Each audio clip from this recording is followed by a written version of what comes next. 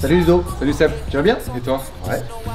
Bienvenue dans ce premier tuto pour l'utilisation du rameur. Donc on va découvrir ensemble justement comment optimiser le placement, le mouvement et puis quelques points qu'il ne faut pas faire. Donc on va procéder par étapes.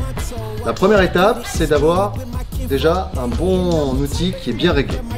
Donc on va voir avec Ludovic comment bien se régler sur la machine avant de commencer à ramer. Donc avant de pouvoir monter sur la machine, on va découvrir quelques points de réglage. Il y en a trois essentiels, okay, qui sont la résistance, ensuite les cale-pieds et puis à la fin justement l'écran, le cadran. Juste avant de monter dessus, on va régler la résistance. Mesdames, si on reste sur un mouvement qui reste plutôt cyclique ou un mouvement de vitesse, on va plutôt travailler vers une résistance qui va être à peu près de 3 à 4. Messieurs, ça va plutôt être 4 à 5. Si on cherche un travail plus en travail de puissance, à ce moment-là, on va monter un peu plus la résistance. Mesdames, on pourra travailler vers 7-8 et messieurs vers 9-10. Aujourd'hui, on va rester sur une résistance moyenne de 5 à 6. Ensuite, au niveau des cale-pieds, alors on peut voir plusieurs numéros ainsi que les sangles. Les sangles vont maintenir bien sûr le pied au niveau du socle. Ça sera non seulement au niveau de la taille du pied, mais aussi en fonction de votre degré de souplesse. Donc par exemple, Ludovic il fait un bon 45, on va justement certainement mettre le cale-pied à peu près vers le niveau 4. Ça doit être ça à peu près Ludovic? 4-5. Ouais, 4-5. Donc il va s'installer.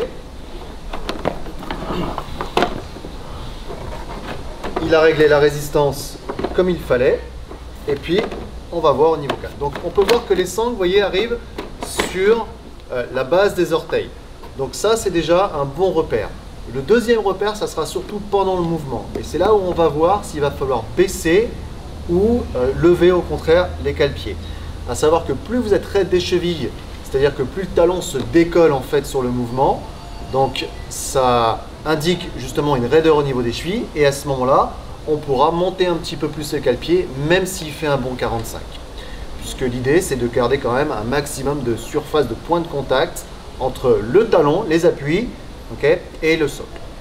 Donc ça, c'est le deuxième réglage essentiel. Troisième réglage, on ne va pas passer beaucoup de temps aujourd'hui dessus, c'est l'écran, sachant qu'il existe en dehors des jeux plein de façons d'utiliser l'écran, que ce soit sur les indicateurs de distance ou de puissance ou autre. Okay. Deuxième étape maintenant, ça va être le placement. Avant le mouvement, on va chercher justement à bien se placer sur le rameur. Donc, on a notre réglage au niveau des appuis, au niveau des pieds. Les sangles sont bien serrées pour avoir un bon maintien. Ce n'est pas la peine de les serrer à outrance. Par contre, il y en a qui préfèrent avoir un petit peu de liberté. C'est possible à partir du moment où on optimise toujours la surface de contact entre les appuis, le pied et le socle. Ensuite, au niveau de la poignée. Donc au niveau de la poignée, Ludovic, il va prendre plutôt une prise large. Ce n'est pas la peine de prendre trop serré. L'idée, c'est quand même d'avoir une amplitude de mouvement assez importante. Donc évitez de prendre les mains ou la poignée de manière trop resserrée. Écartez les mains sur la poignée. Ensuite, vous pouvez mettre soit les pouces en dessous ou au-dessus. Ça, c'est aussi des questions de sensation, notamment au niveau de la prise et au niveau des avant-bras. Vous allez voir quand vous allez ramer, qu'est-ce que vous préférez. Si vous sursollicitez un peu trop les avant-bras, à ce moment-là, vous pouvez mettre les pouces comme Ludovic. Okay. Ça va? Ouais. Donc, sa position et son placement de départ. Regardez bien. On voit déjà au niveau de la chaîne qu'elle est pratiquement parallèle au sol. Okay, parce que des fois, on voit des chaînes qui montent et qui descendent. Ce n'est pas bon. Donc, gardez essentiellement la chaîne parallèle au sol. Les pieds sont bien en contact, l'ensemble du pied en contact avec le socle. Et ensuite, au niveau de ses genoux, très légèrement ouverts vers l'extérieur. Pourquoi? Parce que ça lui permet de mieux placer son dos. Alors que s'il ferme ses genoux, comme ceci, resserre les genoux pour voir, il va arrondir le dos. Okay. Le fait de pousser un peu les genoux vers l'extérieur permet de placer son dos beaucoup plus facilement. Ensuite, au niveau de son bassin et de ses hanches, vous voyez son bassin, ses hanches là, sont juste derrière ses épaules. Okay. Ça, c'est important. Okay, donc c'est sa première phase de mouvement. Les épaules sont devant les hanches. Ça lui permet, avec l'ouverture des genoux, on peut avoir cette facilité, alors que si on a les genoux resserrés, ça ne va pas être le cas. Le buste bien droit, le dos bien droit, bien aligné. On allonge la nuque, on regarde droit devant et les bras sont tendus devant. Ça, c'est son placement et sa position de départ. On va maintenant s'attaquer au mouvement. Le rameur, c'est un mouvement complexe. Okay, il y a de la coordination et il y a différentes phases sur le mouvement. Donc c'est ce qu'on va voir maintenant avec Ludovic. Il y a 4 phases essentielles sur le mouvement. Le mouvement de poussée, le mouvement d'extension et de tirage, le mouvement de retour des bras et le mouvement de retour dans la position initiale de départ. Okay, on va essayer de décortiquer dans un premier temps lentement chaque phase du mouvement. Okay, donc la poussée d'abord sur les jambes, l'extension et le tirage, le retour avec les bras et le buste, et on le raccompagne avec les jambes pour revenir en position initiale. Encore une fois, la poussée, l'extension, le tirage, le retour et le retour en position initiale. Donc ce sont 4 phases essentielles à bien distinguer. Point suivant, c'est aussi la respiration sur le mouvement. Sur le mouvement, il faut respirer continuellement. Il ne faut pas bloquer la respiration. Quand est-ce qu'on expire? Plutôt sur la poussée et le tirage. C'est là où vous allez fournir un effort. Donc c'est préférable d'expirer sur les phases de poussée et de tirage et d'inspirer sur les phases de retour. Comme ceci.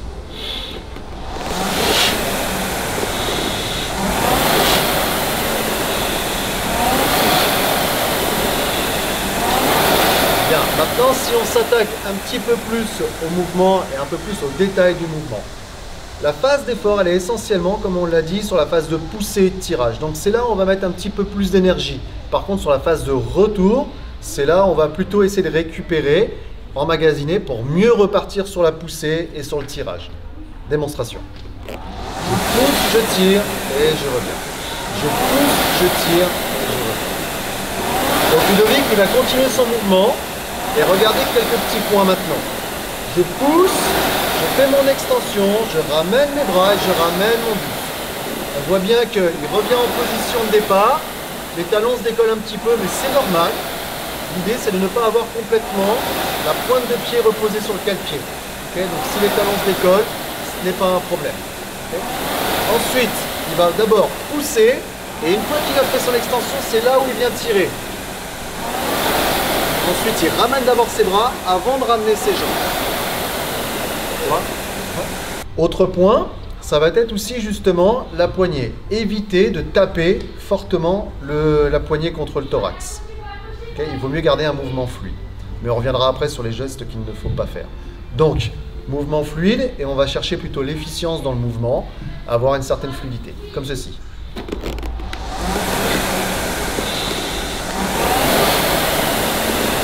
On voit que c'est plutôt un mouvement fluide, c'est pas un mouvement saccadé. On pourrait continuer comme ça pendant au moins 1 heure. Possible. On va lui faire extension.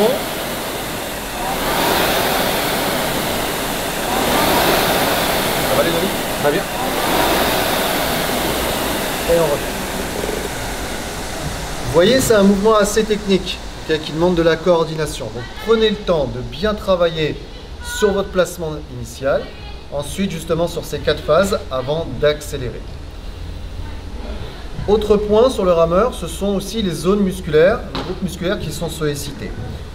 Les parties qui sont sollicitées sont essentiellement la chaîne postérieure. Ça veut dire quoi la chaîne postérieure? C'est-à-dire qu'on va solliciter essentiellement en fait les mollets, les ischio-jambiers, les fessiers, au niveau du dos, toute la partie, la région lombaire, mais aussi la partie thoracique. Au niveau des membres supérieurs, ça va être essentiellement les biceps qui vont être sollicités sur ce mouvement. Okay, sans oublier aussi l'action des quadriceps sur le mouvement de poussée. Et autre point important, ça va être l'action abdominale. L'action abdominale, elle va plutôt avoir une action freinatrice dans le mouvement. Okay, donc on est plutôt sur un travail plutôt excentrique sur la zone abdominale. Regardez, donc il pousse, il tire, il va s'arrêter juste ici. Et là on voit justement que ces abdos, vous pouvez toucher, enfin vous pourrez toucher peut-être. Okay, vous allez voir que c'est contracté au niveau de sa sangle abdominale. C'est ça qui nous permet, qui nous évite au contraire de tomber aussi vers l'arrière. Ça va? Très bien. On va voir maintenant les mouvements parasites ou les mouvements qu'il ne faut pas faire sur le rameur, bien que vous ne risquez pas de vous blesser, mais par contre, vous aurez des mouvements qui seront inefficaces. Au niveau donc des appuis, comme tout à l'heure, on va éviter justement le décollement trop prononcé au niveau des talons, donc comme ceci.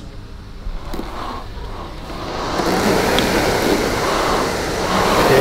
Là, on voit très bien que que lorsqu'il fait le mouvement, on décolle de manière trop prononcée les talons, donc il y a une perte au niveau des surfaces d'appui et donc d'efficacité dans le mouvement.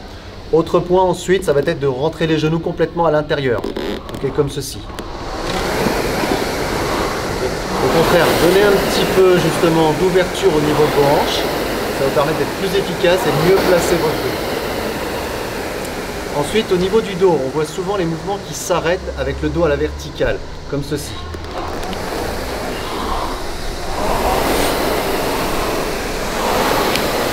Là, on voit que Ludovic n'utilise pas tout son potentiel, et notamment au niveau de l'extension. Ce qu'il faut chercher, c'est de l'amplitude de mouvement.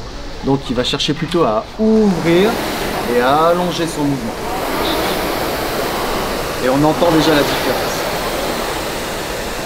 Ce qu'on va éviter, et enfin, ça c'est l'erreur la plus fréquente, c'est de ne pas avoir ces 4 phases qui sont bien distinctes et de les mélanger un petit peu. Vous vous souvenez, la poussée, le tirage, le retour des bras et le retour des jambes. Ce qui se passe, c'est qu'on a un retour des jambes avant le retour des bras. Et là, ça va vraiment être une perte dans l'efficacité du mouvement, comme ceci.